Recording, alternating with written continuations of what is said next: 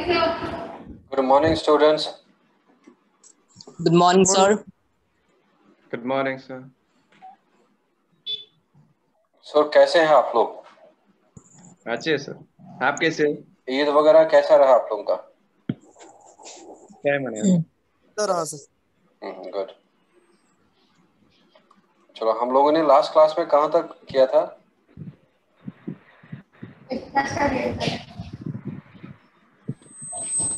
Last class में कहाँ तक हुआ था? बस लास्ट वाला सेंटेंस बता दो। गुलजार, आपका आवाज आप बता दो। Yes sir. आप लास्ट क्लास में बता दो कहाँ तक हुआ था। सर एरोबिक रेस्पिरेशन 2 जगह में होता है, वहां पर होता sir. Last point aerobic respiration cytoplasm and mitochondria में हुआ था, वो आपने बताया। मतलब difference between aerobic and anaerobic. हाँ यस सर, वो फिनिश हो गया था। चलो ठीक है। अब आप लोग जाके वहां में नेक्स्ट पॉइंट लिख लेना। एक क्वेश्चन लिख लो, write down a question, and in question you will write in which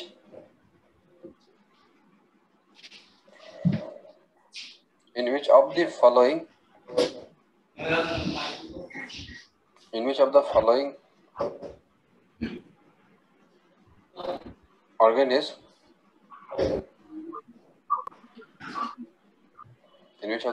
organism or cells anaerobic respiration। Microphone बंद रख लेंगे आप प्लीज। हाँ, विजन 50 एकेडमी प्लीज माइक्रोफोन को आप बंद करके रख लो। हाँ, so next, in which of the following organism और cells anaerobic respiration is present.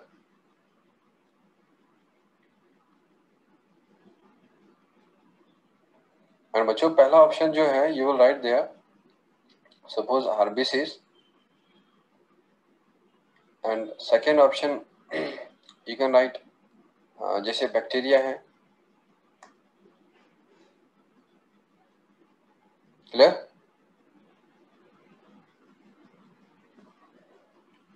Bacteria. And third option you can write ascaris,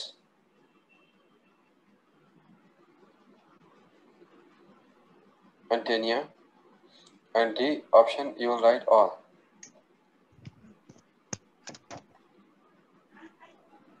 चलो बच्चों, बता दो मुझे किसके अंदर एनारोबिक रेस्पिरेशन होगा।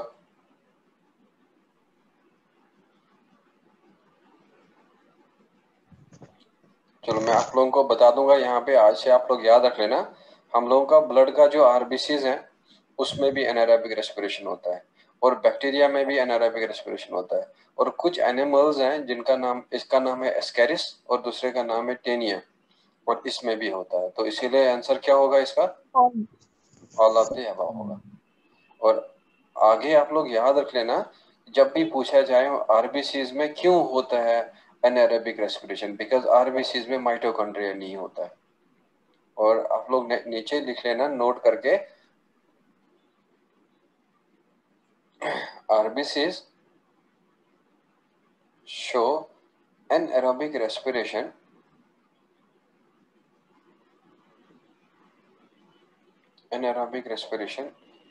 due to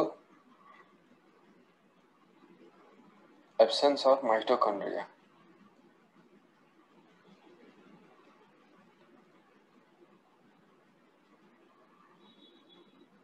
due to absence of mitochondria।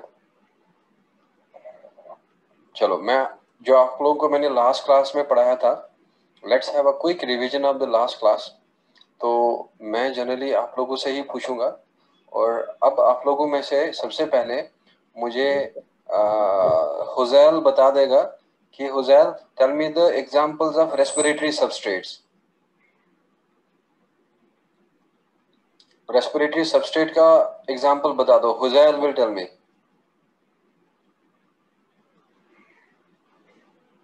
चलो, question next question will pass to the Sufiyan. Sufiyan, you will tell me the examples of respiratory substrates.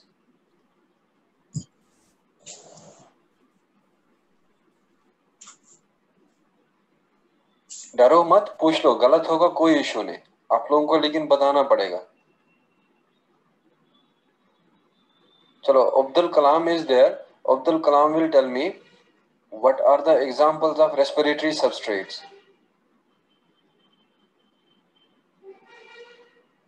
Are you able to hear me?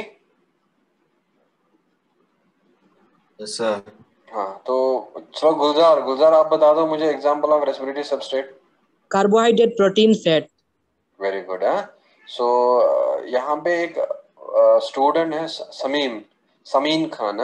Sameen Khan will tell me कि ज्यादातर कौन होता है use as a respiratory substrate, which is commonly used as a respiratory substrate, carbohydrate, fats या proteins? चलो, is there anyone who can answer this question, which is commonly used as a respiratory substrate? Carbohydrate. तो आप लोग डरो मत, बता दो, कोई बात नहीं, जब नहीं पता होगा तो मैं सिखाऊंगा दोबारा से। और लेकिन आप लोगों को जो मैं पढ़ाऊंगा वो घर पे जरूर रिवीजन करना है, और उसका ताकि जाके आप लोग क्वेश्चंस जो है मैं हर क्लास में क्या करूंगा, जो पुराना क्लास है स्टार्टिंग में 5 मिनट पूछूंगा पुरानी क्लास का, और जो भी प्रेजेंट क्लास का है लास्ट वाले 5 मिनट में उसका रिवीजन किया करेंगे हम। तो इसीलिए आप लोग घर पे पढ़ के आया करो, तो मुझे भी अच्छा लगेगा फिर जब आप लोग आंसर दे पाएंगे। सो अब बता दो मुझे, क्यों आरबीसीज के अंदर अब एनारोबिक रेस्पिरेशन होता है? Absence of mitochondria. माइटोकॉन्ड्रिया जरूर चाहिए एरोबिक रेस्पिरेशन के लिए, माइटोकॉन्ड्रिया के बगैर एरोबिक रेस्पिरेशन पॉसिबल नहीं है, तो इसीलिए वहां पे एनारोबिक रेस्पिरेशन होता है। तो ये था रिगार्डिंग एरोबिक और एनएरोबिक रेस्पिरेशन के बारे में। अब हमें एनसीईआरटी ने दिया है एक टॉपिक, क्या प्लांट्स ब्रीथ करते हैं या नहीं करते हैं। सो अब वहां पे हेडिंग लेना, do plants breathe.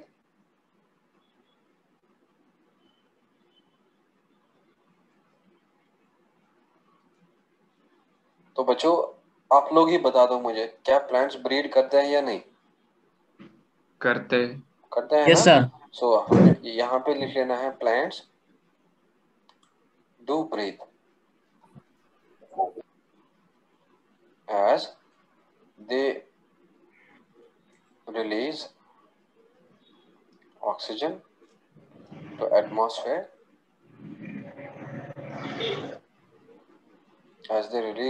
atmosphere, and takes carbon dioxide from atmosphere. So बच्चों, जो एक्सचेंज होता है, the exchange of O2 and CO2 between atmosphere and organism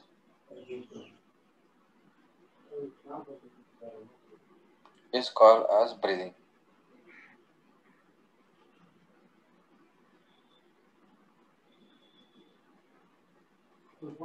Clear?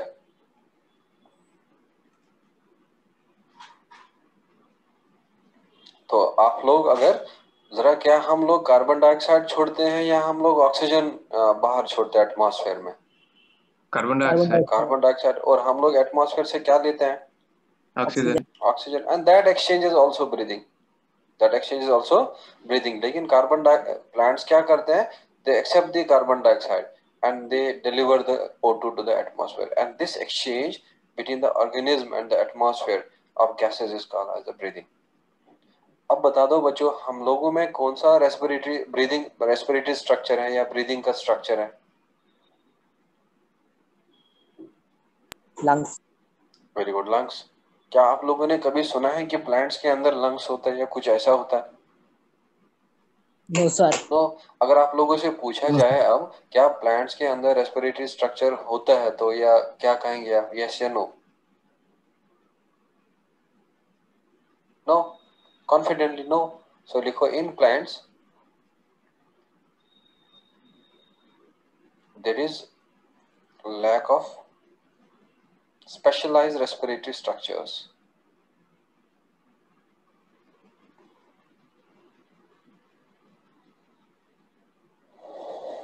Specialised respiratory structures.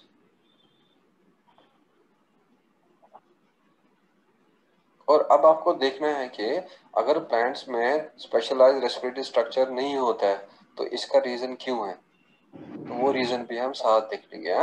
In plants there is lack of specialized respiratory structures because, तो पहला आप लोग लिख लेना यहाँ में कि जो भी प्लांट का पार्ट होता है वो अपने गैसेस एक्सचेंज का खुद टेक केयर करता है। तो यहाँ पे लिख लेना आप each plant part, each plant part takes care या take care of its own gases exchange।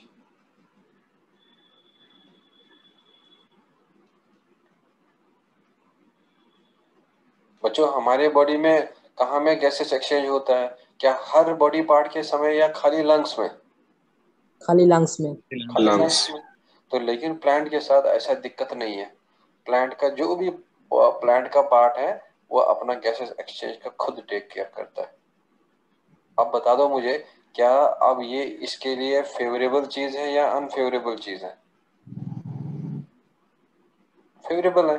अगर अगर ये पॉसिबल, अगर ये ना होता प्लांट में पॉसिबल तो लैक ऑफ स्पेशलाइज्ड रेस्पिरेटरी भी नहीं होता, तो इनमें कोई रेस्पिरेटरी स्ट्रक्चर होता फिर। तो अब आप नेक्स्ट पॉइंट लिख लेना, second one, plants are less dependent, plants are less dependent on environment for respiratory gases exchange।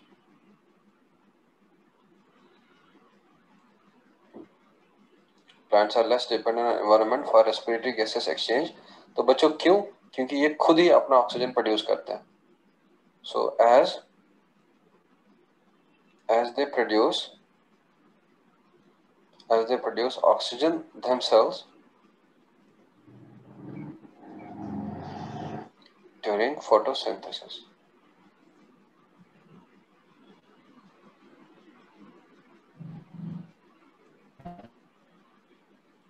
Clear? तो अगर हम लोग कहेंगे एटमॉस्फेयर में ये छोड़ता है ऑक्सीजन, तो ये अगर उसको खुद चाहिए तो उस वक्त पे ये उधर ही उसका ऑक्सीजन है। और इफ सपोज इट विल, जो इसका कार्बन डाइऑक्साइड एटमॉस्फेयर में है और वो भी ले आता है, लेकिन उसको ऑक्सीजन एटमॉस्फेयर से नहीं चाहिए क्योंकि वो खुद ही प्रोड्यूस करता है, तो इसीलिए ये लेस डिपेंडेंट है ऑन द एनवायरनमेंट। तो ये इसका सेकेंड रीजन है कि क्यों इसमें रेस्पिरेटरी स्ट्रक्चर नहीं होता है। और तीसरा वाला रीजन आप लोग लिखे ना वहां में, in plant body,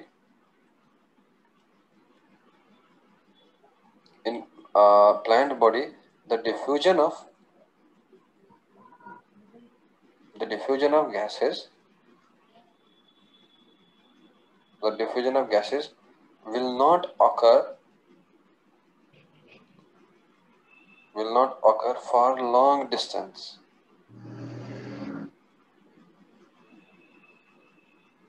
The diffusion of gases will not occur for long distance। बच्चों आप लोग बता दो मुझे, अगर हमारे बॉडी में लंग्स में गैसेस एक्सचेंज होता है, जरा क्या वो ऑक्सीजन फिर उधर ही रहता है लंग्स में ही या पूरा बॉडी में फैल जाता है? पूरा बॉडी में फैल जाएगा। अब बता दो, जब एक चीज एक जगह से पूरा फैल जाएगा, दूर तक फैल जाएगा, तो क्या कहते हैं उस फैलने को? डिफ्यूजन। क्या कहेंगे? डिफ्यूजन। तो अब अगर प्लांट के कहीं पार्ट में, सपोज एक पार्ट में डिफ्यूजन हुआ, अब बता दो वो एक पार्ट से डिफ्यूजन होके क्या वो दूर तक जा सकता है या नहीं जा सकता है? नहीं, क्योंकि प्लांट में diffusion of gases long distance के लिए नहीं पॉसिबल होगा। ठीक है, प्लांट का बॉडी थिक होता है, मोटा होता है, तो इसीलिए वहां में ऐसा पॉसिबिलिटी नहीं है। Are you done with this? Yes.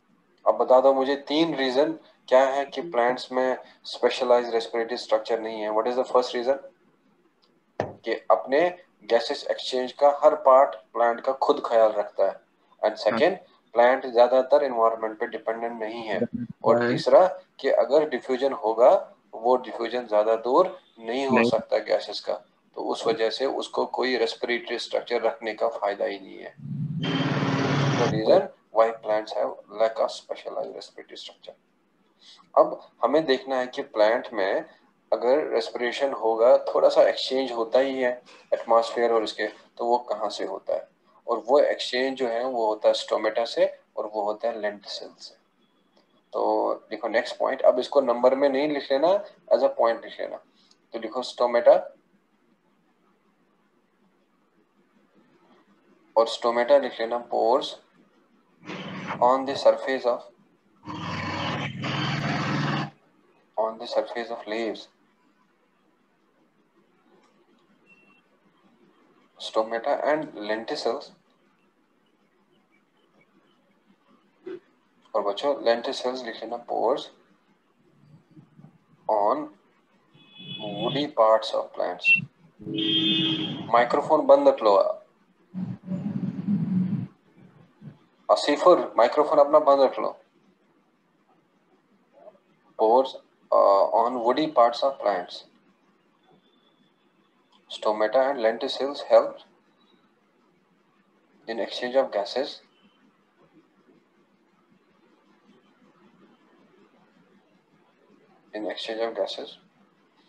In case of plants.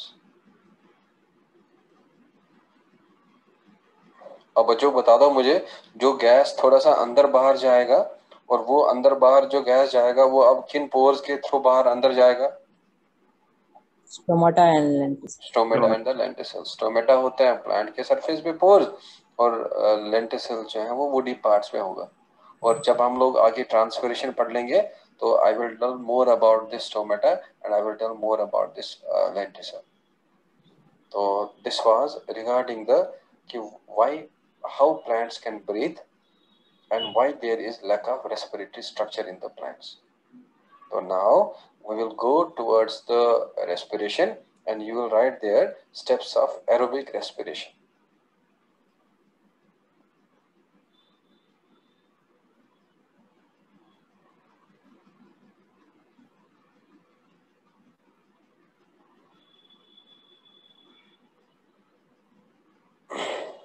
Steps of aerobic respiration. So इसमें लिख लेना, in case of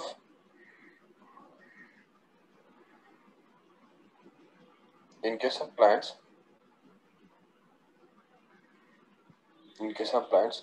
the sucrose synthesized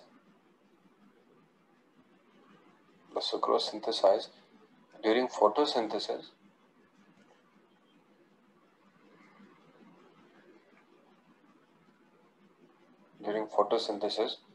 is involved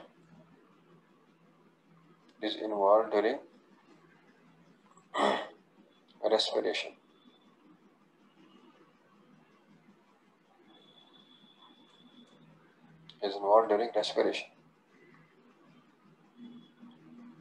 So next point,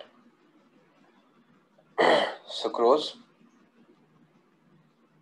is digested or broken by invertase enzyme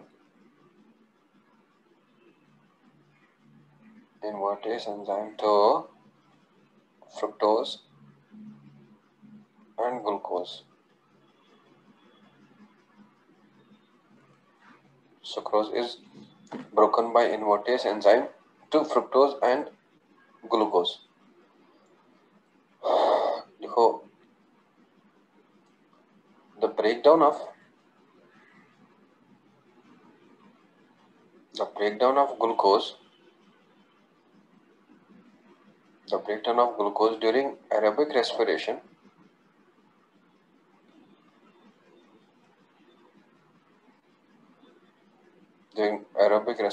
is is completed in following steps.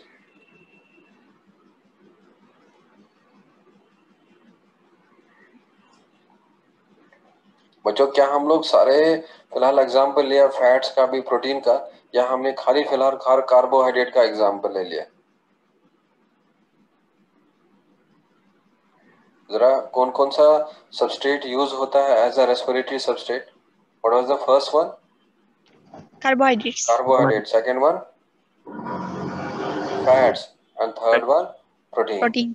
तो अभी हमने सबका example नहीं लिया, अभी हमने खाली किसका लिया? Glucose is a carbohydrate. और जो प्लांट अपना फोटोसिंथेसिस करता है, तो फोटोसिंथेसिस के समय प्लांट खुद बनाता है सुक्रोज, और वो सुक्रोज में दो शुगर्स होता है, एक होता है फ्रुक्टोज, एक होता है ग्लूकोज. और बच्चों ये फ्रुक्टोज ग्लूकोज जो है, अब अगर हम इसमें से ग्लूकोज को लें और ग्लूकोज का अगर हम लोग ब्रेक डाउन देखेंगे ड्यूरिंग द एरोबिक रेस्पिरेशन, और ये कंप्लीटेड होगा फॉलोइंग स्टेप्स में. तो अब हमने देखना है कि वो स्टेप्स क्या क्या है. तो पहला आप लोग लिख लेना ग्लाइकोलाइसिस, और दूसरा जो है आप लोग वहां में लिख लेना, यहाँ में लिंक रिएक्शन,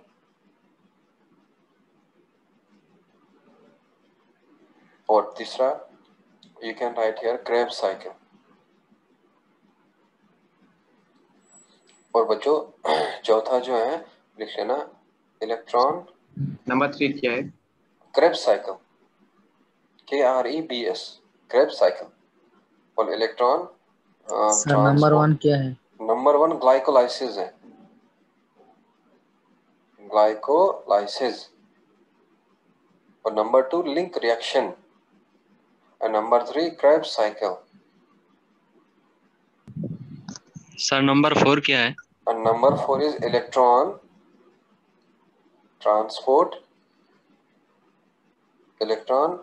transport chain. और बच्चों इसको हम लोग कहते हैं ETC. एंड लिख लेना ऑक्सीडेटिव फॉस्फोराइलेशन.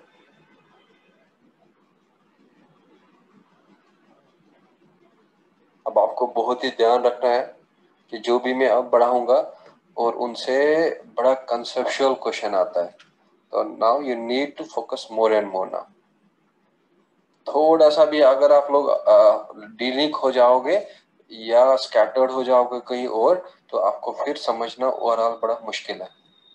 नाउ जब तक ना मैं ये सारा चीज पढ़ाऊं तब तक मुझे आप लोगों से क्वेश्चन पूछते रहना है, क्योंकि ये सारा चीज लिंक है.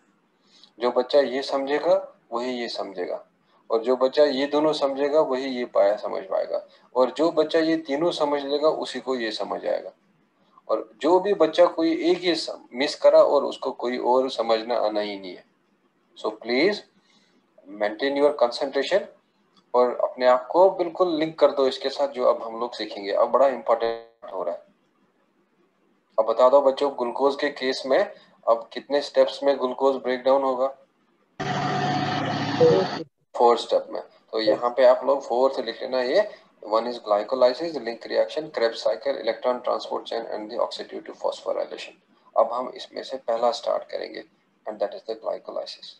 Are you done with this? Yes sir. हाँ, तो अब आप लोग स्टार्ट कर लेना with first one and that is glycolysis.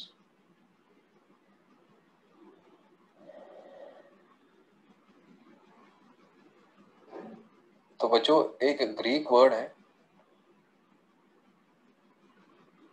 और ग्रीक वर्ड का मतलब क्या है? वो है ग्लाइकोस, और उस ग्लाइकोस का मतलब क्या है? शुगर. और एक ग्रीक वर्ड जैसे लाइसिस, और लाइसिस का मतलब क्या है? Break down.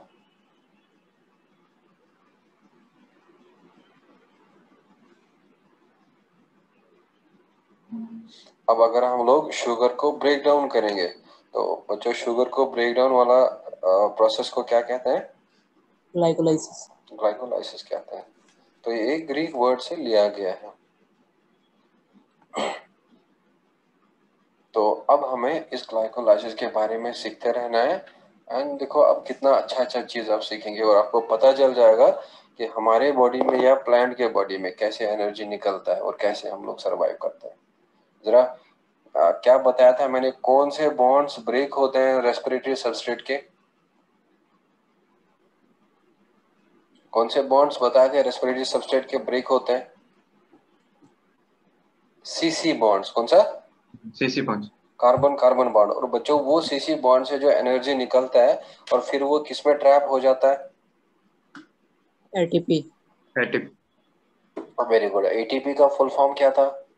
Adenosine triphosphate. अब आप लोग यहाँ सीखेंगे कि कैसे सीसी बॉन्ड टूटेगा और कैसे एटीपी बनेगा। तो लेट्स हैव अ वॉच। तो पहले हम लोग इस ग्लाइकोलाइसिस का ब्रेकडाउन डेफिनेशन लिखेंगे। So glycolysis is the breakdown of glycolysis is the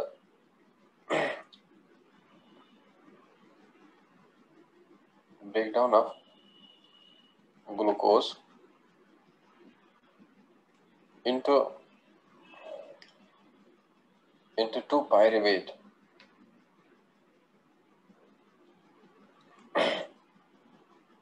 glycolysis is the breakdown of glucose into pyruvate so that to release energy। और बच्चों जब भी एनर्जी हम बात करें अब, तो एनर्जी से मतलब आप लोगों को एकदम से दिमाग में क्या रखना है? एटीपी याद रखना है। तो अब ये ग्लाइकोलाइसिस जो है ये एक यूनिवर्सल पाथवे है और ये हर किसी ऑर्गेनिज्म में होता है। सो देखो it is a universal pathway.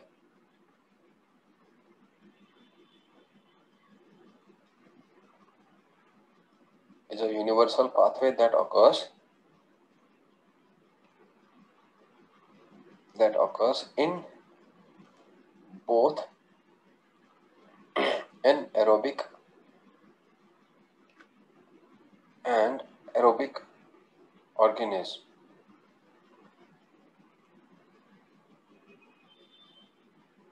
अगर आप लोगों से पूछा जाए बच्चों कौन सा पाथवे कॉमन है बिटवीन एरोबिक एंड एनाएरोबिक रेस्पिरेशन में, ग्लाइकोलाइसिस है ना? तो देखो that is glycolysis,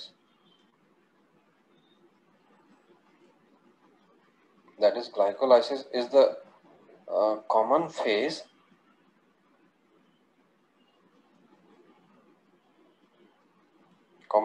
for aerobic and anaerobic respiration।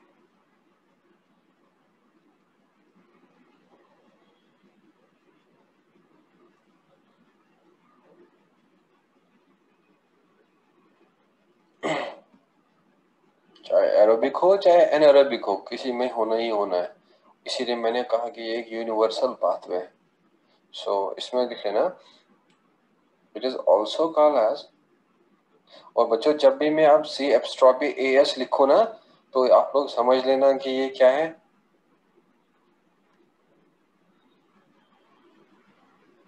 What it will be now? It will be called as. तो अब मैं शॉर्ट यूज किया करूंगा। आप लोग एग्जाम में ऐसा नहीं करेंगे, एग्जाम में आप लोगों को फुल लिखना पड़ेगा। So it is also called as EMP pathway।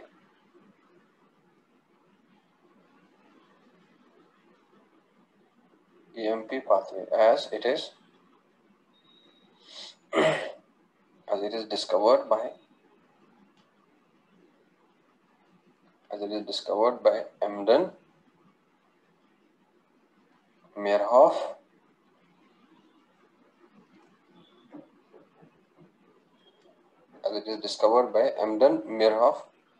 and Parmus। और इसी इन्हीं तीन साइंटिस्टों का पहला ये लिया है लेटर E, फिर लिया है M और फिर लिया है P। अगर आपसे पूछा जाए आप EMP पाथवे किससे कहते हैं? एम्डन, मेयर एंड पार्नस। हाँ ना, ग्लाइकोलाइसिस को कहते हैं। हाँ, EMP पाथवे कहते हैं ग्लाइकोलाइसिस को, बिकॉज ये डिस्कवर किया है एम्डन ने, मेयरहॉफ ने और पार्नस ने। और बच्चों अब हमें देखना है कि ये ग्लाइकोलाइसिस कहाँ पे होता है सेल में। You know that cell has lot of organelles, cell has chloroplast, cell has mitochondria, cell has ribosome, cell has nucleus, cell has cytoplasm, and remember this glycolysis occurs in cytoplasm of the cell. So write the next point. Glycolysis occurs in cytoplasm of cell.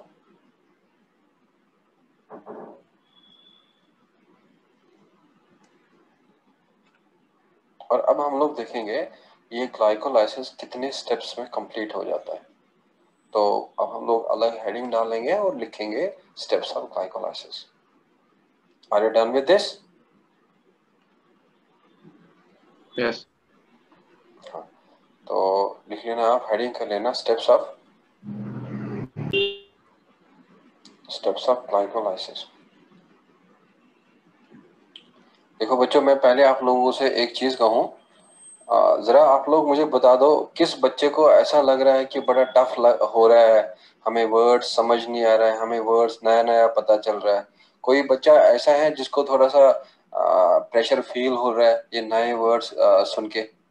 नहीं sir, बिल्कुल नहीं. हाँ, बिल्कुल ऐसा समझना ही नहीं है. देखो हम लोगों का लाइफ जो है ना, ये सीखने का होता है. इंसान बचपन से बुढ़ापे तक सीखता है. तो आप लोगों ने 9th 10th में लिमिटेड पढ़ना था, लेकिन 9th 10th में जो आप लोगों ने पढ़ना था वो आपका बेस था. और अगर आप लोगों ने उस बेस को स्ट्रांग बनाया है तो आप लोगों को मजा आएगा इधर. और अगर सपोज में भी आपका बेस थोड़ा सा वीक रहा है तो तब भी कोई प्रॉब्लम नहीं है, आप लोगों को थोड़ा मेहनत ज्यादा चाहिए. तो लेकिन डरना नहीं है.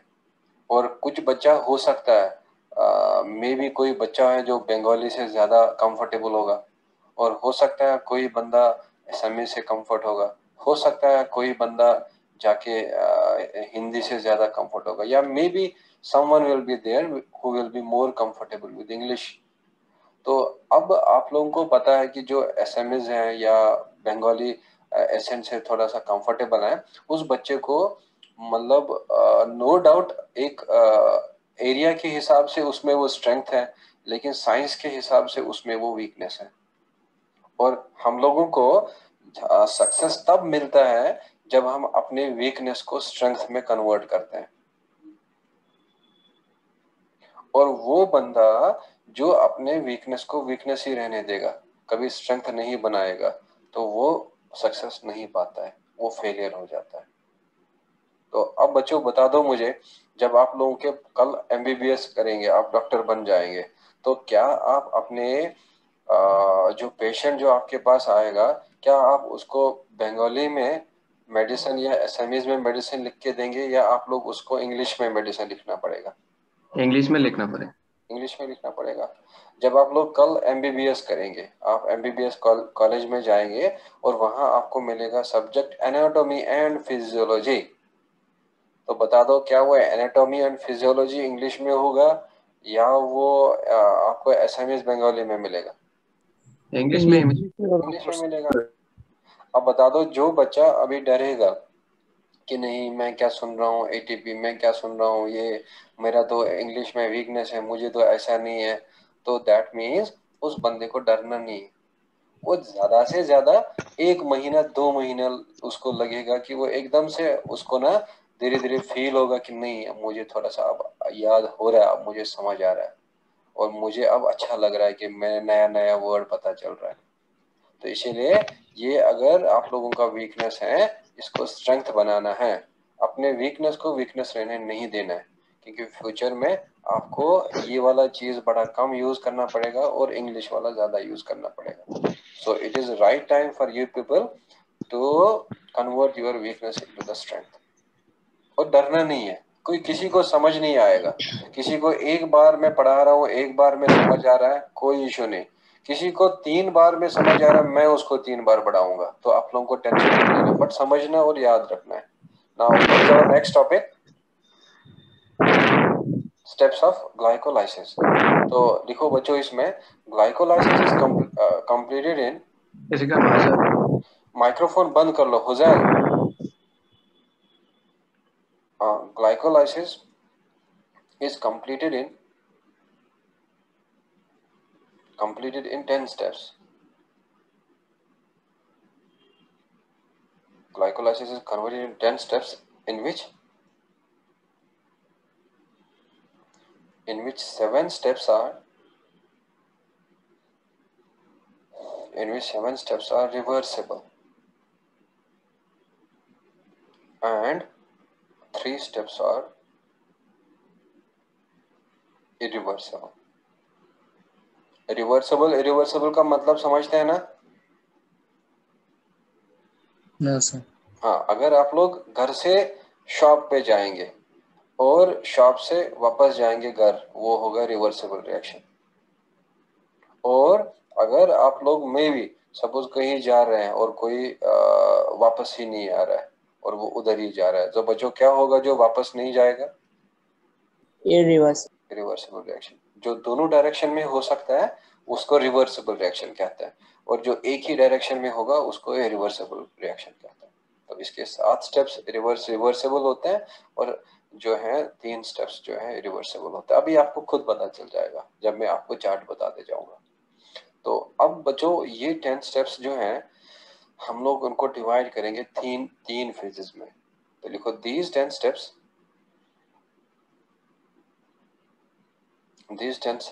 are divided into 3 phases. Are divided into 3 phases such as, तो पहला फेज क्या लिखेंगे आप वहां में? Energy utilization phase.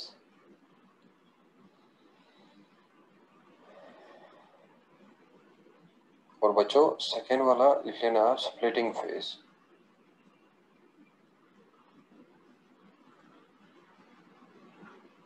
और तीसरा वाला you will write their energy generation phase.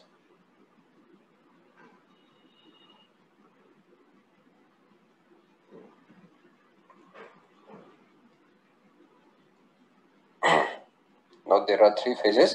One is called as energy utilization phase, second is splitting phase, and third one is energy generation phase. Are you done with this? Yes, sir. तो अब हम लोग इसमें phase 1 start करेंगे। और बच्चों phase 1 जो है वो हम लेंगे एनर्जी यूटिलाइजेशन फेज। तो लिखो आप एनर्जी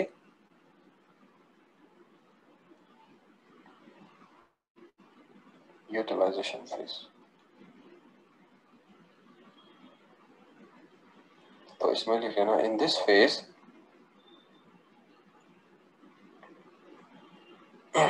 फेज एनर्जी, और या ब्रैकेट में लिख लेना एटीपी इज यूटिलाइज्ड, और इसीलिए हम लोग इसको कहते हैं energy utilization phase. In this phase energy यानी कि ATP is utilized and comprises following steps of glycolysis.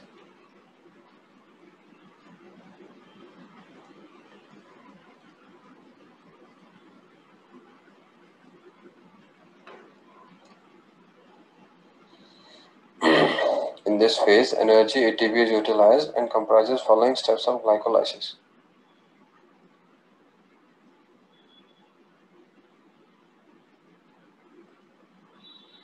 Are you done with this? Yes, sir. हाँ, तो अब आप लोग देखेंगे कि कौन कौन सा स्टेप है इसमें। तो बच्चों आप लिख लेना स्टेप 1, और स्टेप 1 में लिख लेना formation of glucose 6-phosphate।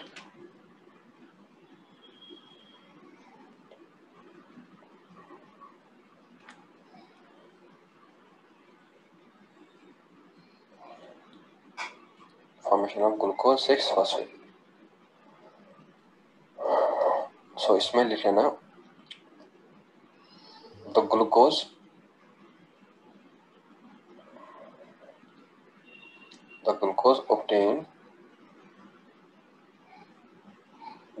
obtained from sucrose is converted to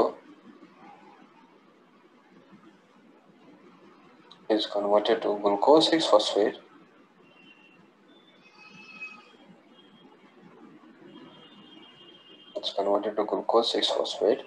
और इसको हम लोग शॉर्टली लिखते हैं G6P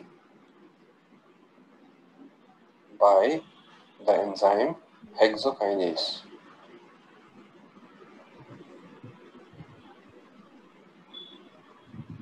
Now tell me the name of enzyme.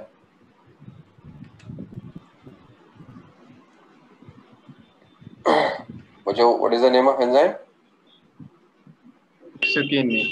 Hexokinase है नाम इसका। हाँ, तो लिखो इसमें next point, the fructose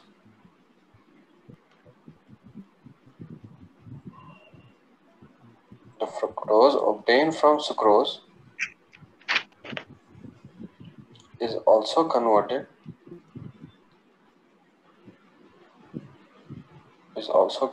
to fructose 6-phosphate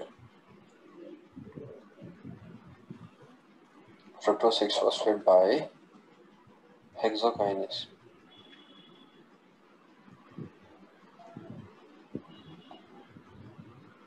So लिखो नेक्स्ट पॉइंट, स्टोरेज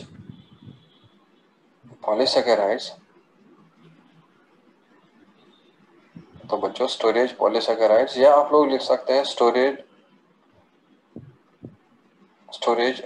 पॉलीसैकेराइड, या ब्रैकेट में लिख सकते हैं स्टोर्ड फूड।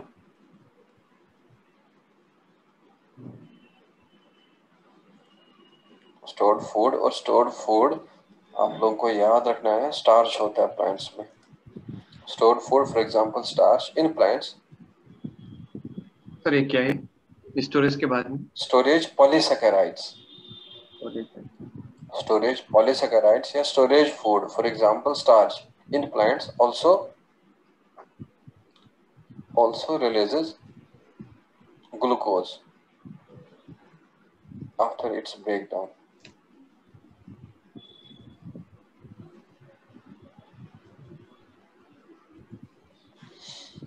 क्या अब प्लांट्स में ग्लूकोज मिलेगा खाली सुक्रोज से, या प्लांट्स में अब ग्लूकोज ऑल्सो मिल सकता है स्टार्च से? स्टार्च से मिलेगा। तो जो ही ग्लूकोज मिलेगा चाहे स्टार्च से चाहे सुक्रोज से, बच्चों किसमें वो ग्लूकोज कन्वर्ट होगा? 6-phosphate 6-phosphate में। और कौन सा एंजाइम कैरी करेगा? हेक्सोकाइनेस। और लेकिन हमें पता है कि सुक्रोज से क्या मिलता है ऑल्सो? फ्रुक्टोज। और उस फ्रुक्टोज को भी किसमें कन्वर्ट होना है? Fructose 6P।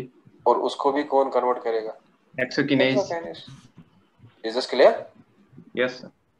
अब मैं आप लोगों को यहाँ पे याद रख लेना, मैं आपको एक रिएक्शन बता दूंगा और उसमें रिएक्शन में ना मैं इंट्रोड्यूस करूंगा मैग्नीशियम। तो लिख लेना Mg+2 acts as cofactor and this everything is in NCERT. Don't remember कि ये NCERT में नहीं है बच्चों, हर कोई चीज NCERT में। So मैग्नीशियम यानी कि Mg+2 acts as a cofactor, और कोफैक्टर मतलब क्या होता है? Non protein part of enzyme.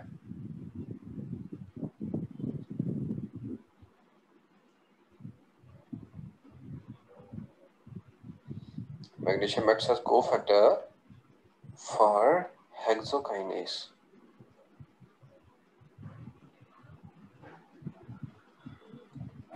तो बच्चों एक एंजाइम एक प्रोटीन होता है, तो बच्चों ये प्रोटीन जो है इसको चाहिए एक नॉन प्रोटीन पार्ट। जरा बच्चों non protein part of enzyme को क्या कहते हैं? कोफैक्टर कहते हैं। और कौन सा कोफैक्टर के लिए यूज होगा यहाँ में? मैग्नीशियम यूज होगा। और अभी हम लोग इसको थोड़ा रिएक्शन के फॉर्म में बना देंगे। Are you done with this? Yes sir. अब देखो बड़ा सिंपल सा है, अब कुछ नहीं करना है, जो मैंने लिखा है वही लिखना है हमें। ऐसे मैं क्या करूंगा, मैं लिखूंगा यहाँ में ग्लूकोज, और इस ग्लूकोज के ऊपर मैं क्या करूंगा, मैं बता दूंगा यहाँ में ना ATP यूज होगा। तो बच्चों ATP यूज होगा, और वो ATP जो है क्या करेगा, वो अपना फॉस्फेट ग्रुप देगा ग्लूकोज को।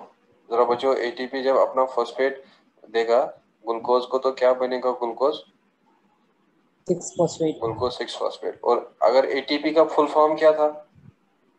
Adenosine triphosphate. अब बताओ अगर एक फॉस्फेट निकल गया ATP से तो क्या बनेगा? ये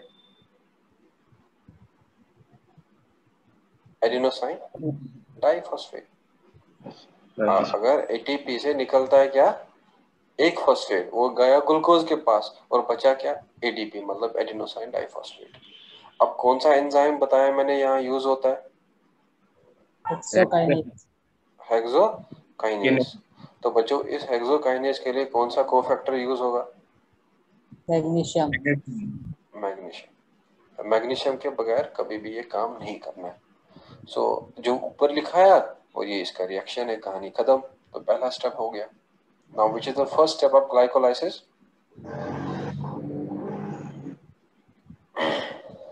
which is the first step of glycolysis, glucose 6 phosphate. Formation of glucose 6 phosphate और बाय दिस एंजाइम हेक्सोकाइनेज। जरा प्लांट के बॉडी में कौन कौन एक्ट करता है as a source of glucose,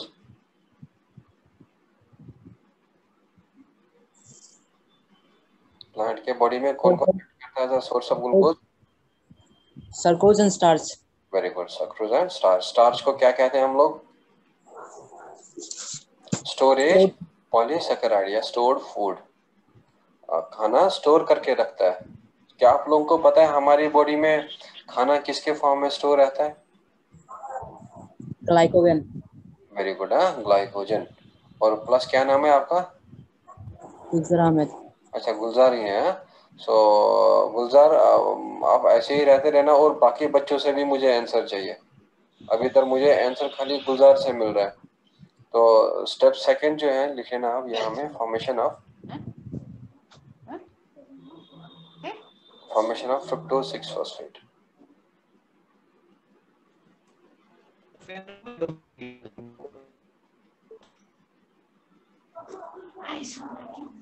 formation of fructose.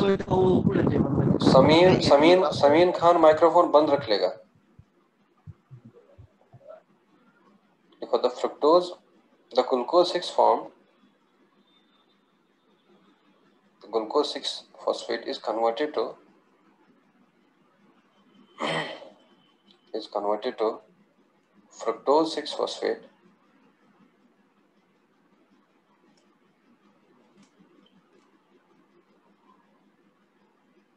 fructose 6 phosphate। बच्चों इसको हम लोग शॉर्टली कहते हैं F6P, fructose 6 phosphate by phosphohexose isomerase।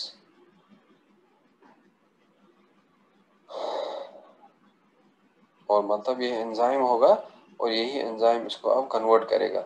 और एंजाइम का नाम ये है, प्रोडक्ट का नाम ये है और सबस्ट्रेट का नाम ये है। तो हम लोग यहाँ में रिएक्शन कुछ इस तरह लिख सकते हैं। और जरा क्या बना था पहले स्टेप में,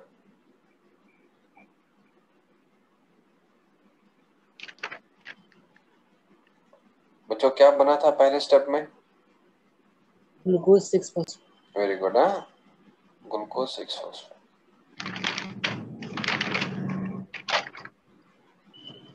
और ये ग्लूकोज 6 फॉस्फेट जो है अब जाके कन्वर्ट हो जाएगा फ्रुक्टोज 6 फॉस्फेट।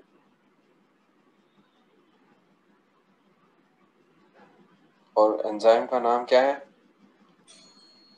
फॉस्फोहेक्सोस आइसोमेराज। Very good.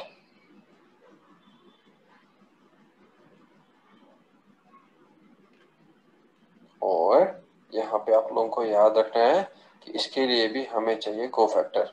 और बच्चों कोफैक्टर भी यहाँ क्या यूज होगा, मैग्नीशियम। Magnesium plus 2। ग्लाइकोलाइसिस के स्टेप कंप्लीट करने तक आप लोगों को ग्लाइकोलाइसिस याद भी होना चाहिए। जरा क्या था पहला स्टेप ग्लाइकोलाइसिस का, formation of glucose 6 phosphate. Very good, formation of glucose 6 phosphate. क्या था सेकंड स्टेप ऑफ इसका ग्लाइकोलाइसिस का, फॉर्मेशन ऑफ फ्रुक्टोज 6 फॉस्फेट। तो अब आप लोग नेक्स्ट वाला लिख लेना, स्टेप थर्ड।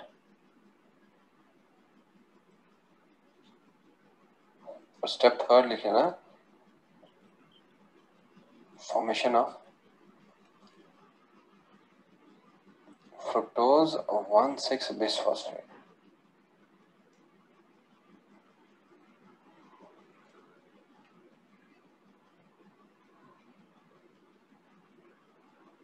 और इसको हम लोग शॉर्टली लिखेंगे फ्रुक्टोज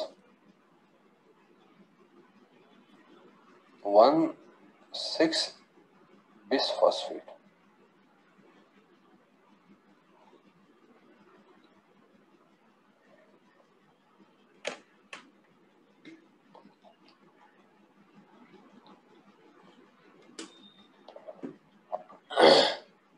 सो बच्चों ये है तीसरा स्टेप। तो इसमें क्या होगा, एक एंजाइम है और जिसका नाम है फॉस्फोफ्रुक्टोकाइनेज फर्स्ट, वो कन्वर्ट करता है फ्रुक्टोज 6 फॉस्फेट को फ्रुक्टोज 1,6-बिसफॉस्फेट में। तो यहाँ पे लिख लेना phosphofructokinase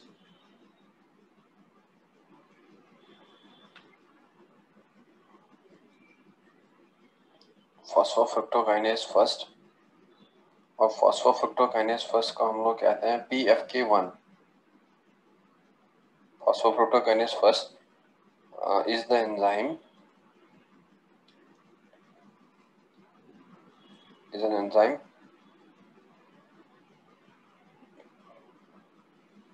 that converts fructose 6-phosphate to fructose 1,6-bisphosphate.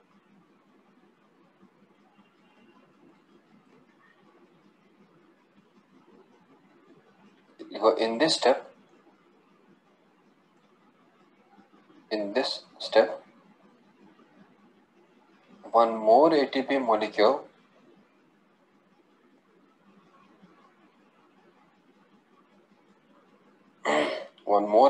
is utilized.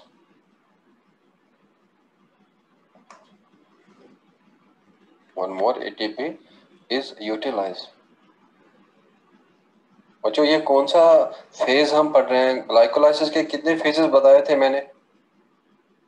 4 phases. 3 phases. जरा क्या था पहला वाला phase? Energy utilization phase.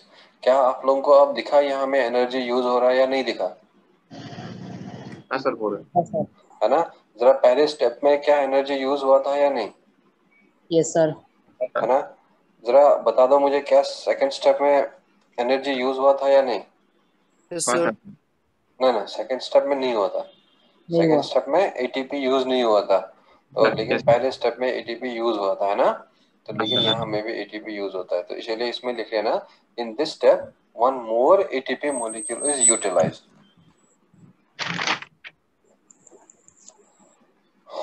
One more ATP molecule is utilized. Are you done with this?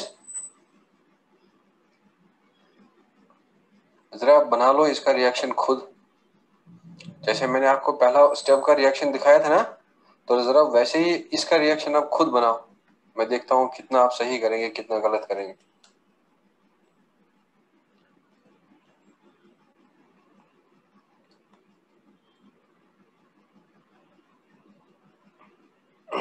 इसका रिएक्शन आप खुद बना लो।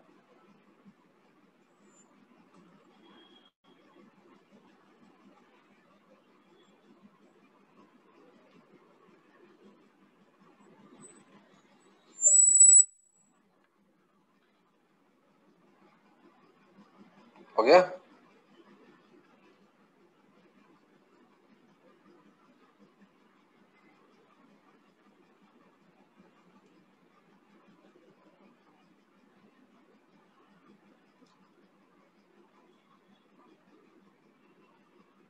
Are you done with this?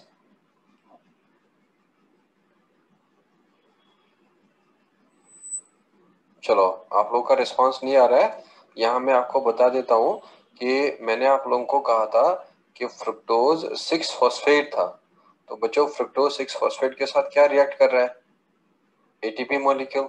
तो अगर फ्रुक्टोज 6 फॉस्फेट के साथ एटीपी मॉलिक्यूल यूज करेगा और वो फ्रुक्टोज 6 फॉस्फेट किस में कन्वर्ट होगा? तो मींस फ्रुक्टोज 6 फॉस्फेट आया और इस फ्रुक्टोज 6 फॉस्फेट के पास जो है ना, व्हाट विल हैपन, एक एटीपी मॉलिक्यूल आएगा और वो एटीपी मॉलिक्यूल आके यहाँ में एंजाइम होगा और उसका नाम बताया था PFK1 और ये PFK1 इसको किसमें कन्वर्ट करेगा? Fructose 1,6 bisphosphate. क्लियर? अब बताओ यहाँ में क्या मिलेगा हमें? प्लस किसको क्या मिलेगा? ADP। Very good. और प्लस मिलेगा ADP। और यहाँ में भी मैग्नीशियम +2 लिख लेना, Mg+2। Yes sir. अब जरा इस फॉस्फोफ्रुक्टोकाइनेस ने क्या करा? फ्रुक्टोज के याद रख लेना, फ्रुक्टोज जो है 6 कार्बन एटम शुगर है। तो अगर आप लोग शुगर्स का नाम याद रखना चाहते हैं, इस फ्रुक्टोज के नीचे ना आप लोग लिख लेना 6 कार्बन, ठीक है? और इसमें भी लिख लेना 6 कार्बन नीचे। और बच्चों ये ग्लूकोज 6 फॉस्फेट के नीचे कितने कार्बन लिख लेना? 6। और यहाँ में भी कितने कार्बन लिख लेना? 6 कार्बन। 6 कार्बन। और जो पहला रिएक्शन है ना, और पहला रिएक्शन में भी ग्लूकोज के नीचे लिख लेना 6 कार्बन। पहला रिएक्शन में आप लोग लिखना था ग्लूकोज, और ग्लूकोज के नीचे लिख लेना 6 carbon. Are you done with this? Yes. हाँ, तो लिखो नेक्स्ट पॉइंट, लिखो 10। In first and third step of glycolysis,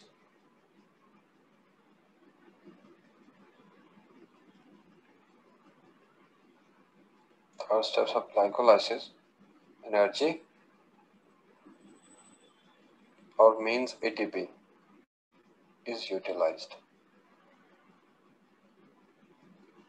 और नेक्स्ट पॉइंट लिख लेना, phosphofructokinase is the pacemaker enzyme.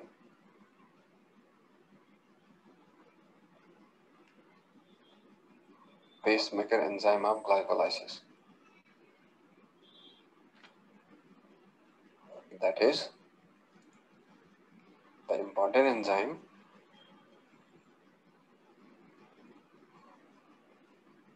that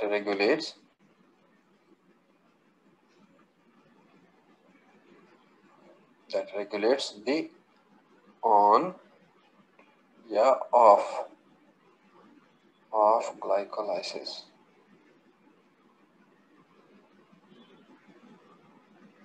हम लोग ग्लाइकोलाइसिस को बंद भी कर सकते हैं। जरा बच्चों किस एंजाइम का कान पकड़ना है और ग्लाइकोलाइसिस को होने नहीं देना है? PFK1। फॉस्फोफ्रुक्टोकाइनेस फर्स्ट का। अब बताओ किस एंजाइम का अगर हम हाथ देंगे, कहेंगे नहीं चलो मैं हेल्प करूंगा, तुम आगे ग्लाइकोलाइसिस को बढ़ा दो, what is that enzyme? Phosphofructokinase first. And now that's why this phosphofructokinase first is called as what? Pacemaker enzyme of glycolysis, because ये glycolysis को ऑन भी कर सकता है और ये glycolysis को बंद भी कर सकता है। Are you done with this? Yes sir। हाँ, तो अब हम लोग जाएंगे स्टेप 4 के पास, और स्टेप 4 देखेंगे, यानी कि हम लोग पहले फेज सेकंड देखेंगे। जरा बच्चों फेज सेकंड क्या था?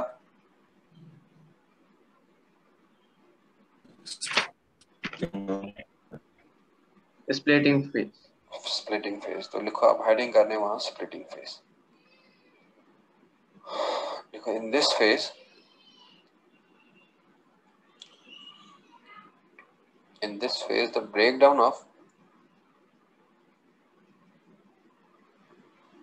the breakdown of fructose 1,6-bisphosphate occurs.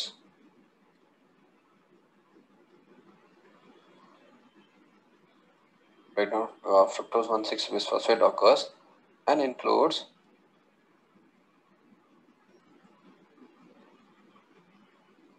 following step.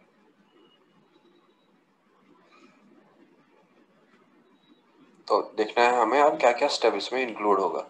तो बच्चों इसमें जो स्टेप इंक्लूड होगा, that will be the step 4th of glycolysis.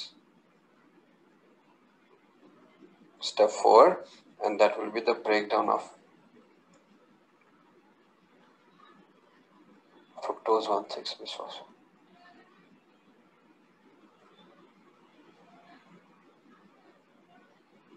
And this fructose 1,6-bisphosphate will be broken, so but it will be broken by what? One enzyme that is called as aldolase. So fructose 1,6-bisphosphate is broken by enzyme aldolase.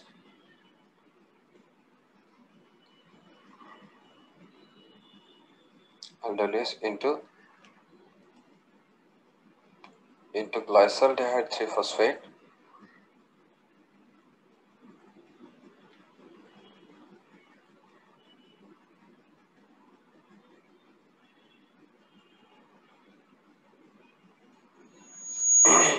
इसमें convert होगा glyceraldehyde 3-फॉस्फेट में, ग्लाइसरल्डेहाइड 3-फॉस्फेट।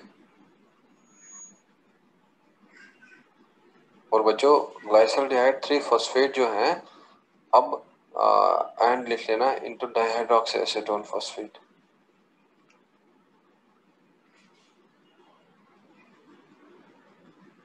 Dihydroxy acetone phosphate. और इस dihydroxy acetone phosphate के bracket में आप लोग लिख सकते हैं DHAP।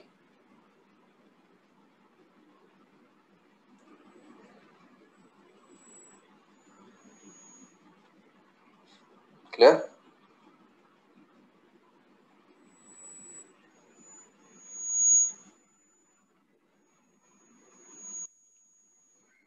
हो गया? Yes sir. तो बड़ा इजी है। जरा चलो पहले आप लोग मुझे बता दो पहले स्टेप का जल्दी से रिएक्शन। First step fast. पहला स्टेप का जल्दी से रिएक्शन बता दो without wasting time. Sir glucose to glucose 6P plus ADP। Very good. Glucose to glucose six phosphate. जरा सेकंड रिएक्शन बता दो। Glucose six phosphate to First, glucose six phosphate to fructose six phosphate, है ना? यस जरा बच्चों तीसरा स्टेप बता दो। glucose 6 the fructose 6-phosphate to fructose 1,6-biphosphate। Very good है। चलो अब बता दो मुझे फोर्थ स्टेप का क्या था? सर ब्रेकडाउन होगा। किसका ब्रेकडाउन होगा? fructose 1,6-bisphosphate। वेरी गुड है। अब देखो ये बड़ा सिंपल सा है। यहाँ में मैं क्या करूंगा, यहाँ में मैं बता दूंगा कि ये फ्रुक्टोज 1,6-बिसफॉस्फेट है और ये फ्रुक्टोज 1,6-बिसफॉस्फेट जो है इस पे एक एंजाइम आएगा। तो एंजाइम का नाम है एल्डोलेस और ये एल्डोलेस क्या करेगा? Now it will convert this into ये ग्लाइसरल्डेहाइड 3-फॉस्फेट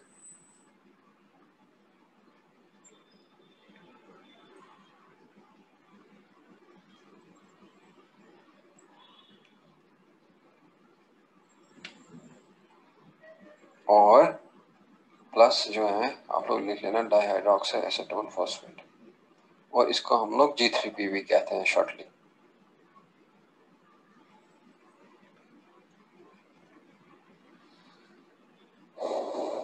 जरा इसमें बता दो कितने कार्बन एटम्स थे फ्रुक्टोज 1,6-बिसफॉस्फेट में? 6। Very good, 6 carbon atom. अब इसमें याद रख लेना कितने कार्बन एटम्स है? 3 कार्बन एटम। और बच्चों इसमें कितने कार्बन एटम है? 3 कार्बन एटम है। तो इसमें लिख लेना आप the sugars with 6 carbon atoms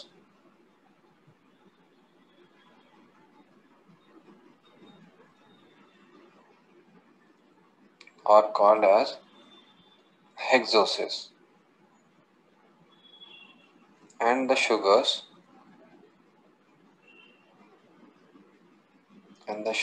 with 3 carbon atoms are called as trioses। आपको जूलॉजी टीचर पढ़ाएगा ना biomolecules, and in the biomolecules The zoology teacher will teach you the structure of the monosaccharide, oligosaccharide वगैरह carbohydrate, and there he will tell you कि the sugars with 6 carbon are called as hexosugars and the 3 carbon these are. Now tell me ये glyceraldehyde phosphate glyceraldehyde अब कौन सा sugar होगा, triose sugar होगा या hexose sugar होगा? ट्राइस sugar. triose। जरा बच्चों ये डाइहाइड्रोक्सी एसीटोन अब triose sugar होगा या ये होगा hexose sugar? Triosis. Triose sugar. क्या ये फ्रुक्टोज होगा ट्रायोस या ये फ्रुक्टोज होगा hexose sugar? Hexo. Hexose sugar. और ये ग्लाइसरल्डिहाइड वगैरह या dihydroxy acetone phosphate they are triose sugars.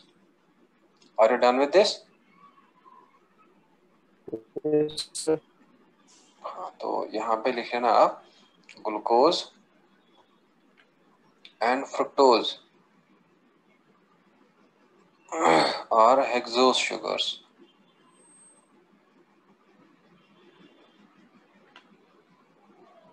Glucose and hexose are hexose sugars. और यहाँ में लिख लेना glyceraldehyde and dihydroxyacetone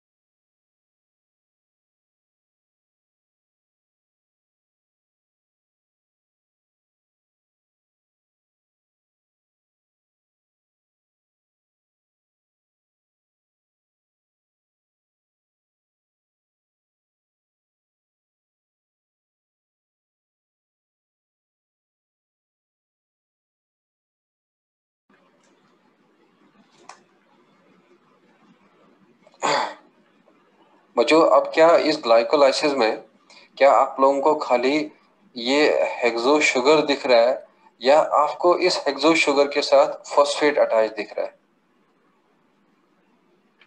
phosphate. Very good, phosphate attach दिख रहा है। क्या आप लोगों को अब ये खाली ट्रायो शुगर दिख रहा है या आपको इसका फॉस्फेट इसके साथ अटैच दिख रहा है? फॉस्फेट। जरा पूरा नाम बता दो ग्लाइकोलाइसिस में, क्या नाम है इसका पूरा ग्लाइकोलाइसिस में? इसका ग्लाइसरल्डिहाइड 3-फॉस्फेट। और इसका नाम बता दो पूरा ग्लाइकोलाइसिस में, डाइहाइड्रोक्सी एसीटोन फॉस्फेट। तो दैट मींस ये शुगर से बेसिकली, लेकिन जब ग्लाइकोलाइसिस में एंटर होते हैं तो इनके साथ फॉस्फेट अटैच हो जाता है। And this was the splitting phase जहां में फ्रुक्टोज 1,6 बिसफॉस्फेट का ब्रेकडाउन हो गया और वो बना अब वहां पे दो, one is called as glyceraldehyde और second one is called as dihydroxy acetone phosphate. तो अब आप लोग नेक्स्ट पॉइंट वहां पे नेक्स्ट फेज लिख लेना, phase third, and that is the energy generation phase.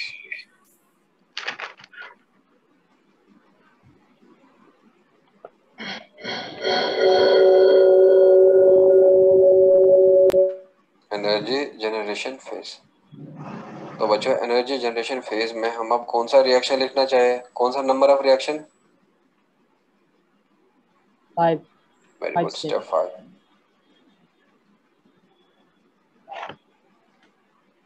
और स्टेप 5 जो है and that is formation of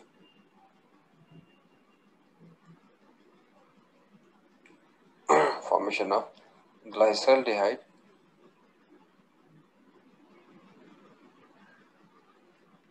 from trihydroxyacetone phosphate.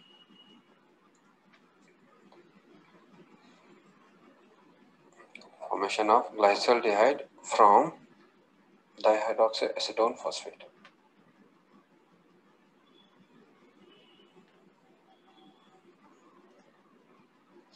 तो बच्चों इसमें क्या होगा, यहाँ में हम लोगों को फॉर्मेशन ऑफ ग्लाइसरल्डिहाइड देखना है और यहाँ एक एंजाइम यूज होगा और वो एंजाइम का नाम है triose phosphate isomerase.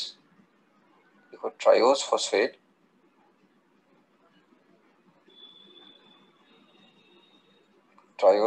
Isomerase converts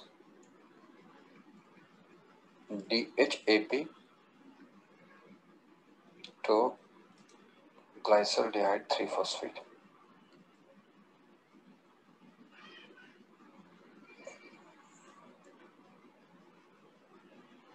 और यार जिसको हम लोग G3P शॉर्टली कह सकते हैं।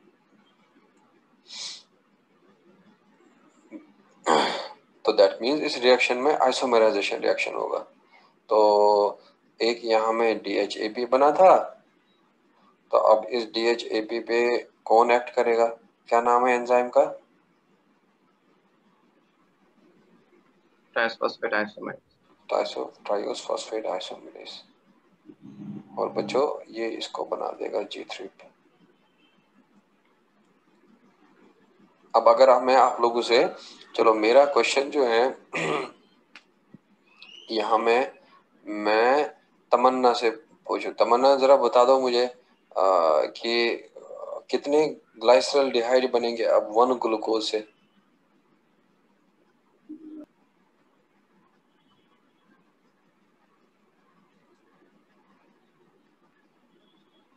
चलो हुसैन बता देगा। Hussain, how many these glyceraldehyde will be formed from 1 glucose?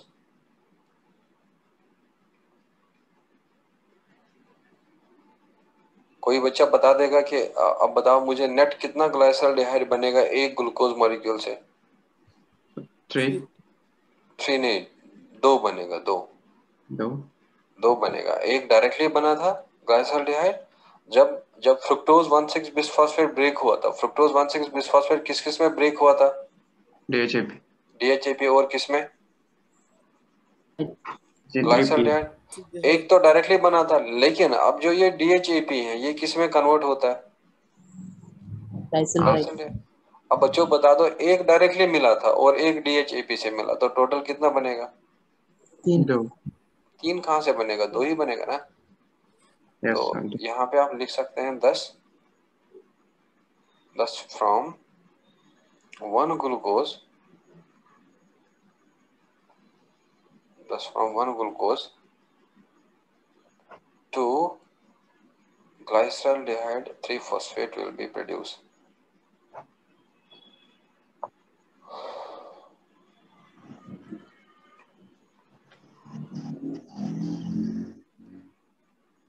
क्या इसमें किसी को डाउट है या नहीं जो मैंने अभी लिखा है आप लोगों को? No sir. हाँ, एक मिला था डायरेक्टली और एक मिला था डाइहाइड्रोक्सी एसीटोन फॉस्फेट। अब वो डाइहाइड्रोक्सी एसीटोन फॉस्फेट भी कन्वर्ट होता है G3P में, तो इसीलिए टोटल मिला यहाँ में 2 ग्लाइसरल्डिहाइड फॉस्फेट। तो अब हमें नेक्स्ट चीज देखना है कि स्टेप 6 क्या होगा। तो बच्चों लिख लो आप वहां में स्टेप 6।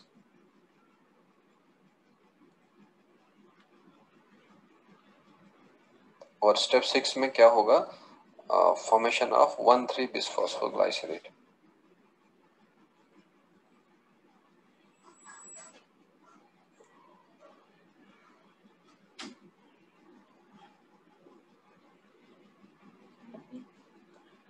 नहीं ऐसे क्लास पर चाहिए ना।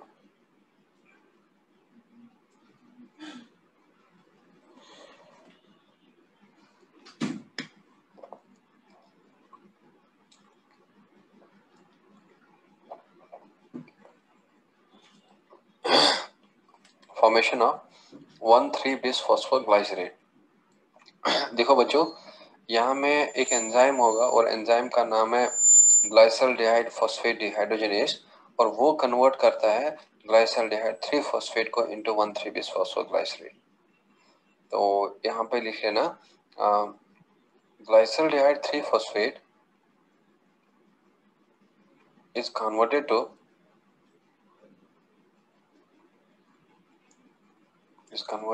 1,3-बिसफॉस्फोग्लाइसरेट, और यहाँ में लिख लेना 1,3-बिसफॉस्फोग्लाइसरिक एसिड। 1,3 bis phosphoglycerate या 1,3 bis phosphoglyceric acid. Clear?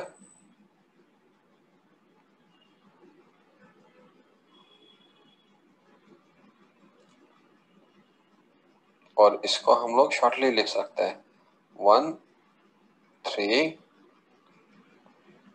bis phosphoglyceric acid. G3P is converted to 1,3 bis phosphoglyceric acid या 1,3 bis phosphoglycerate by the enzyme glyceraldehyde 3-phosphate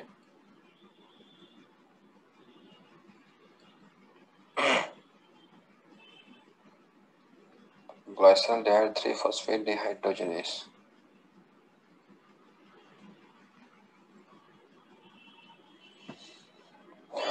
Is this clear?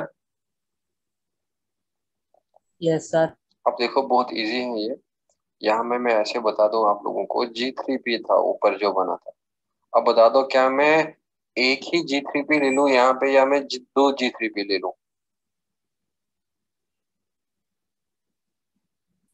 क्या यहाँ में एक ही G3P ले लूं या दो G3P ले लूं?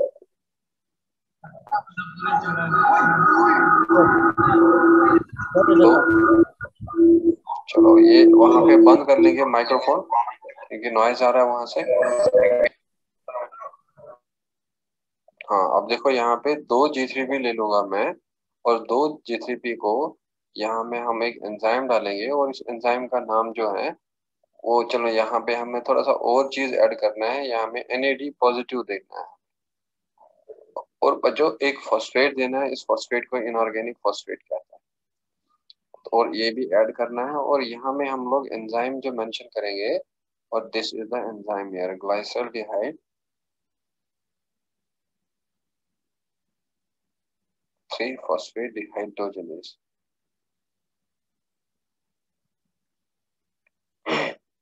और क्या बनेगा हमें 1,3 bis phosphoglyceric acid और प्लस ये NAD पॉजिटिव जो है ये कन्वर्ट होगा NADH में. क्लियर? अब बताओ क्या यहाँ में एक ही NADH लगना है या दो NADH? दो. और यहाँ में बता दो क्या एक ही 1,3 bis phosphoglyceric एसिड मिलेगा या दो मिलेगा? दो मिल जाएगा. और ये NADH भी कितना मिलेगा? दो मिल जाएगा. मुझे पता है कि आप लोगों को डाउट हो गया ये कैसे हुआ. मैं आपको अभी समझा दूंगा कि ये क्यों मैंने दो दो का हिसाब लिया यहाँ. चलो कोई बताए मुझे क्यों मैंने दो दो का हिसाब लिया यहाँ पे, क्यों ही मैंने एक ही लिया? सर दो ग्लाइकोलाइट थे. एग्जैक्टली डरो मत. एग्जैक्टली बता दो क्या था. चलो आप लोग मेरे साथ रिपीट करेंगे जो मैंने सिखाया आप लोगों को. पहला step glucose to glucose. Glucose very good. Glucose 6-phosphate. जरा सेकंड स्टेप बता दो. Glucose 6-phosphate to Fructose 6-phosphate. phosphorus 6-phosphate. Fructose 6-phosphate to Fructose 1,6-bisphosphate. good. And then fructose 1,6-bisphosphate to dihydroxyacetone phosphate plus glyceraldehyde phosphate. बच्चों उसके बाद डाइहाइड्रोक्सीएसीटोन phosphate किसमें convert हुआ था? ग्लाइसरल्डिहाइड 3-phosphate में. अब बता दो एक ग्लूकोज से कितना मिला था ग्लाइसरल्डिहाइड 3-phosphate? दो. तो इसीलिए मैंने क्या लिया यहाँ में दो. एक के लिए क्या यूज होगा? एक NAD पॉजिटिव. दो के लिए क्या होगा? दो NADH. एक के लिए क्या यूज होगा? एक फॉस्फेट. दो के लिए क्या होगा? दो. और ग्लाइसरल्डिहाइड 3-phosphate डिहाइड्रोजनेज और बनेगा यहाँ में 1,3 bis phosphate 2 और NADH बनेगा 2. I hope this is clear to everyone. Yes sir. हाँ तो यहाँ में आप लोग लिख सकते हैं कि PI जो है इज इनऑर्गेनिक फॉस्फेट.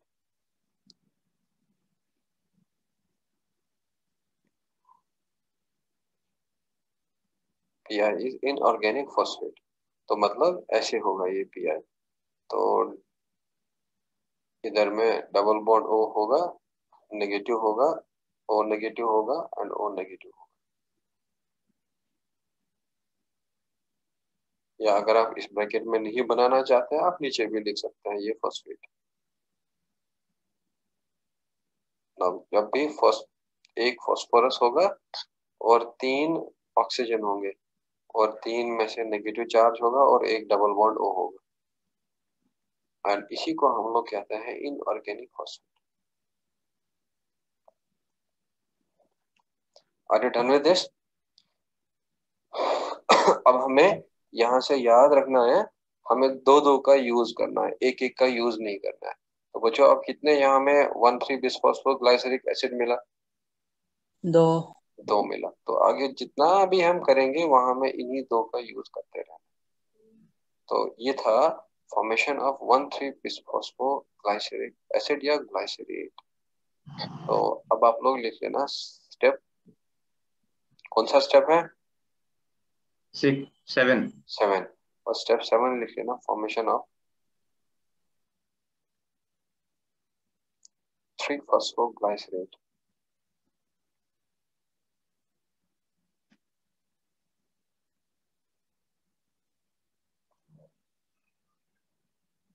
तो देखो बच्चों, 3-फॉस्फोग्लाइसरेट को हम लोग शॉर्टली जो है लिख सकते हैं PGAB। उसमें लिखा था 1,3-BPGA और यहाँ पे लिखना है PGA, फॉस्फोग्लाइसरेट। तो that means it will B 3PGA। तो इसमें लिख लेना आप, यहाँ में एक एंजाइम है जिसका नाम है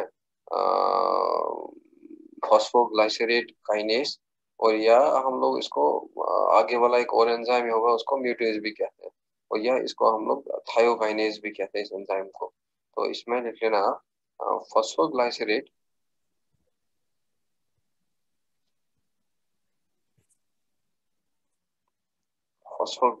kinase,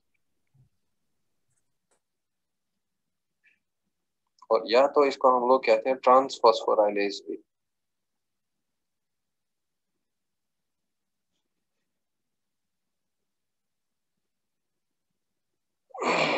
Transphosphorylases converts 1,3-BPGA to 3PGA। Clear? तो बच्चों रिएक्शन कुछ ऐसे होगा।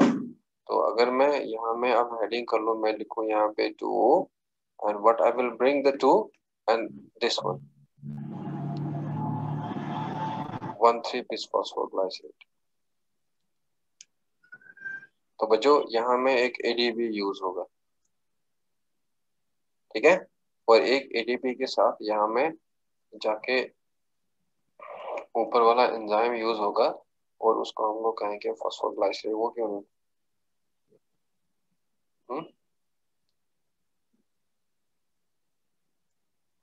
Phosphoglycerate kinase होगा enzyme, and this will be product formed।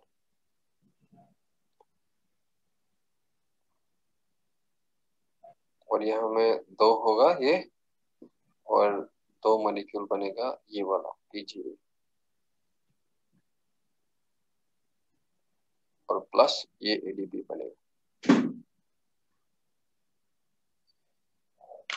Clear? Yes. बच्चों आप कितने ATP बनेगा? एक ही बनेगा या 2? 2 बनेगा। 2 बनेगा, गुड है। तो क्योंकि 2 मॉलिक्यूल्स हैं अब,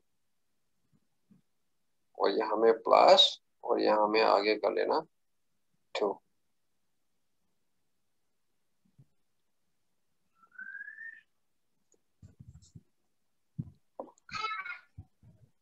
चलो अब आप लोगों में से जो बच्चा ध्यान से पढ़ रहा है, अभी ध्यान से देख रहा है, वो मुझे बताएं कि ये ADP जो है एडेनोसिन डाइफॉस्फेट, ये कैसे बना एडेनोसिन डाइफॉस्फेट, और वो तीसरा फॉस्फेट कहाँ से आया?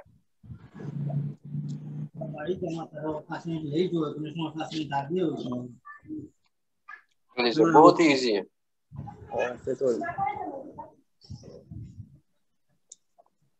No, it is very easy. By चाहिए और इधर से सर हाँ हाँ, बाई फॉस्फेट पहले का वाला था सर, वेरी उससे एक गुड। आया। हाँ, देखो यहाँ में 2 फॉस्फेट था, एक फॉस्फेट कहाँ था 1 पे, एक फॉस्फेट कहाँ था 3 पे। अब जो वो 1 वाला फॉस्फेट है बच्चों, वो किस पे ट्रांसफर हो गया, एडीपी पे। और ये जब इसका एक फॉस्फेट निकला, ये क्या बना, 3 फॉस्फोग्लाइसरिक एसिड, और एक फॉस्फेट कहाँ पे डला, एडीपी पे, तो क्या बना, एटीपी पे। तो that means in this phase energy is produced, because in this step in this step 2 ATP molecules are produced.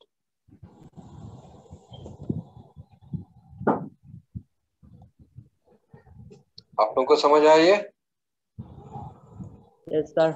हाँ, तो आज आप लोगों का काम क्या है, ये 8 स्टेप या 7 स्टेप याद करना, और नेक्स्ट कहाँ पे क्या यूज हुआ, कहाँ में NADH बना, कहाँ में ATP बना, कहाँ में ATP यूज हुआ, एंजाइम का नाम क्या है, सबस्ट्रेट का नाम क्या है, प्रोडक्ट का नाम है, वो सब आपको याद न। जरा इसमें बता दो मुझे, कितने कार्बन एटम होगा इसमें, 3। और बच्चों इसमें भी कितना कार्बन एटम होगा, 3 कार्बन एटम होगा।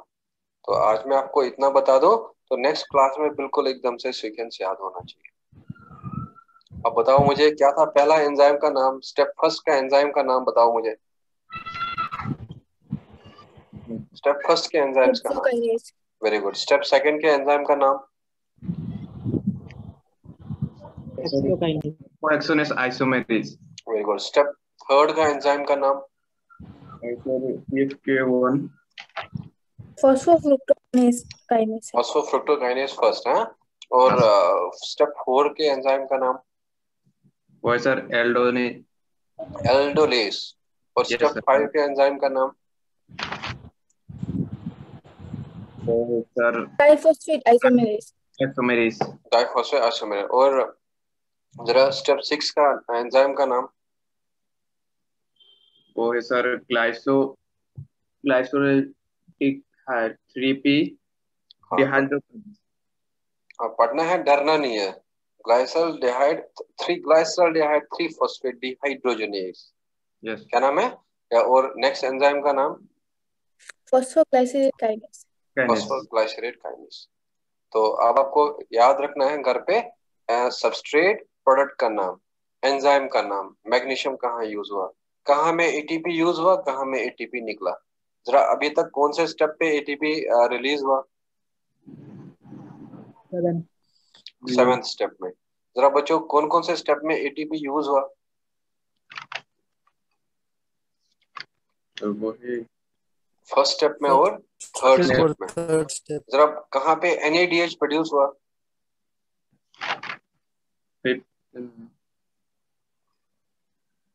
NADH कौन सा स्टेप पे प्रोड्यूस हुआ, Step 6। Very good. हाँ, तो आई होप कि आप लोग नेक्स्ट क्लास में बड़ा अच्छा प्रॉपर सेल्फ स्टडी करके आएंगे, तो बाकी मैं आपको नेक्स्ट क्लास में सिखा दूंगा। Is there any doubt? Sir. चलो टेक केयर। हाँ, bye bye. Thank you sir. Thank you sir. Welcome.